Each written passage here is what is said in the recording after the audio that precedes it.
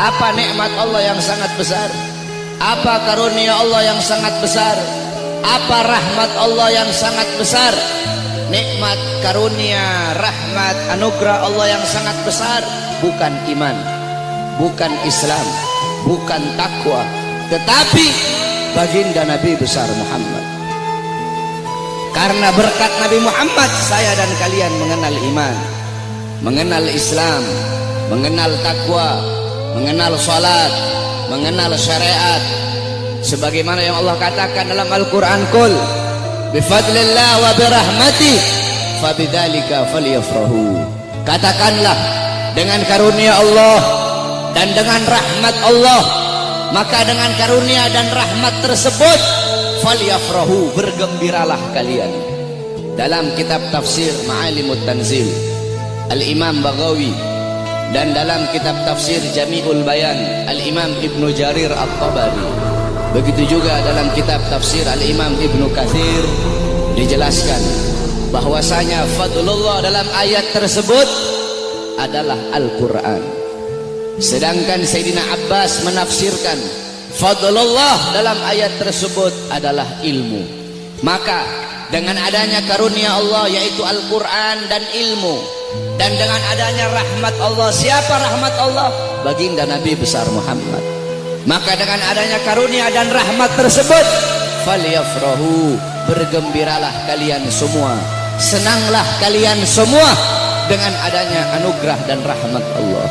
Duduknya kita di sini sebagai bukti kegembiraan kita dengan adanya baginda Nabi besar Muhammad sallallahu alaihi wasallam. Beliau nikmat yang begitu besar, beliau rahmat Allah yang sangat besar untuk kita semua, dan Allah jadikan kita sebagai umatnya beliau. Allah jadikan kita sebagai umatnya Nabi Muhammad, umat yang terbaik, umat yang paling mulia, umat yang paling agung, umat yang kelak di yaumil kiamah akan menjadi pemimpin daripada seluruh seluruh umat dari zaman Nabi Adam hingga akhir zaman. Umat yang dimana akan berdiri di posisi paling depan membawa benderanya baginda Nabi besar Muhammad. Umat yang sangat dibangga-banggakan oleh Nabi Muhammad. Umat yang dimana para nabi-nabi dan rasul terdahulu mereka iri kepada kita sebagai umat Nabi Muhammad. Dalam kitab Nashihul Ibad Al-Imam Ibnu Hajar Al-Asqalani dijelaskan bahwasanya Nabi Allah Adam alaihi salam, beliau berkata, aku iri kepada umat Muhammad. Aku iri kepada umat Muhammad. Kenapa? Karena Allah memberikan kepada mereka 4 macam kemuliaan yang tidak pernah Allah berikan kepadaku, tapi Allah berikan kepada mereka. Apa 4 macam kemuliaan yang Allah berikan untuk kita tapi tidak Allah berikan kepada Nabi Adam? Yang pertama, kata Nabi Allah Adam alaihissalam, Allah menerima taubatku ketika aku berada di kota Mekah saja, tidak di kota-kota yang lain. Tetapi bagi umat Nabi Muhammad, dimanapun mereka bertaubat, Allah terima taubatnya. Ketahui saudara-saudara, Nabi Allah Adam ketika Allah keluarkan dari sorga, itu Allah turunkan di India, di bawah kaki gunung Himalaya.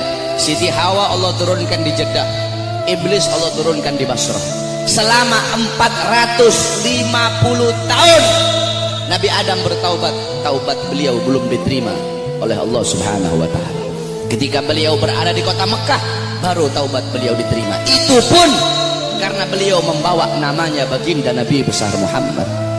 Beliau berdoa, ya Rabbi haqqi Muhammad, ya Allah, demi hak Muhammad, demi kehormatan Muhammad, kemuliaan Muhammad, keagungan Muhammad, terima taubatku ya Allah.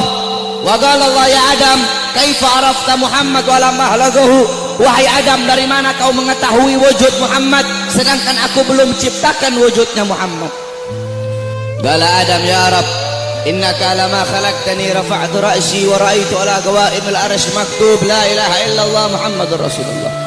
Ya Allah, ketika kau tiupkan roh, Aku angkat kepalaku ke atas dan aku lihat di tiang-tiang arsy, di tiang-tiang sorga tertulis la ilaha illallah Muhammadur Rasulullah. Dari situ aku tahu bahwasanya Muhammad bukan manusia biasa. Sebab tidak mungkin engkau akan meletakkan nama makhluk di samping namamu, kecuali pasti makhluk itu makhluk yang paling kau cintai ya Allah. Makanya aku bawa nama Muhammad dalam pertaubatanku kepadamu dengan harapan agar engkau menerima taubatku. Apa kata Allah? Sadaqta ya Adam. Betul apa yang kau katakan itu wahai Adam. Kalau engkau bermohon kepadaku dengan membawa nama Muhammad, ketahuilah telah aku ampuni dosamu wahai Adam. Walaula Muhammad ma khalaqtuka ya Adam. Dan kalau bukan karena Muhammad, tidak akan aku ciptakan engkau wahai Adam. Allah menerima taubat Nabi Adam ketika beliau berada di kota Mekah. Apa kata Nabi Adam? Sedangkan bagi umat Muhammad dimanapun mereka berada, saya dan kalian kalau mau bertobat dari dosa tidak harus kita ke Mekah, saudara-saudara. Kita bertobat dimanapun tempatnya. Taubatan nasuha, menyesali perbuatan dosa, tidak mengulangi perbuatan dosa, itu taubat kita diterima oleh Allah. Sedangkan kata Nabi Adam, tapi aku hanya di kota Mekah, tidak di tempat yang lain. Sedangkan umat Muhammad dimanapun mereka bertobat, Allah terima taubat mereka. Itu pertama, tidak pernah Allah kasih untukku, tapi Allah kasih untuk kita sebagai umat Muhammad. Yang kedua kata Nabi Adam, ketika aku berbuat salah, Allah pisahkan aku dengan istriku Hawa hanya karena satu kesalahan. Satu kesalahan yang aku perbuat, aku makan buah khuldi, Allah pisahkan aku dengan Hawa selama ratusan tahun. Tetapi bagi umat Muhammad, pagi, siang, sore, malam mereka bermaksiat, tidak Allah pisahkan mereka dengan anak dan istri mereka. Aku cuma satu kali Allah pisahkan aku dengan Hawa. Umat Muhammad ribuan kali, jutaan kali bermaksiat, tidak Allah pisahkan mereka dengan anak dan istri mereka. Yang ketiga kata Nabi Adam, aku berbuat salah dalam keadaan berpakaian, dalam keadaan tertutup auratku. Karena Allah murka, Allah lepaskan pakaianku sehingga terlihat auratku. Tetapi bagi Muhammad kebalik, mereka berbuat dosa dalam keadaan telanjang, tapi tetap Allah kasih mereka pakaian. Aku berbuat salah dalam keadaan berpakaian, Allah lepaskan. Umat Muhammad mereka berbuat dosa dalam keadaan melepaskan pakaian, tapi tetap Allah kasih mereka pakaian. Yang keempat kata Nabi Adam, aku berbuat salah di dalam sorga. Di dalam sorga aku berbuat salah, Allah murka, Allah keluarkan ke dunia. Umat Muhammad kebalik, mereka berbuat dosa di dunia, tapi kalau bertaubat, taubatnya diterima, mereka meninggal husnul khatimah, Allah masukkan mereka ke sorga. Kebalik kata Nabi Adam, aku berbuat salah di sorga, Allah keluarkan ke dunia. Umat Muhammad berbuat dosa di dunia, Allah masukkan mereka ke sorga. Aku iri kepada umat Muhammad, sungguh aku ingin menjadi umat Muhammad, kata Nabi Allah Adam alaihissalam.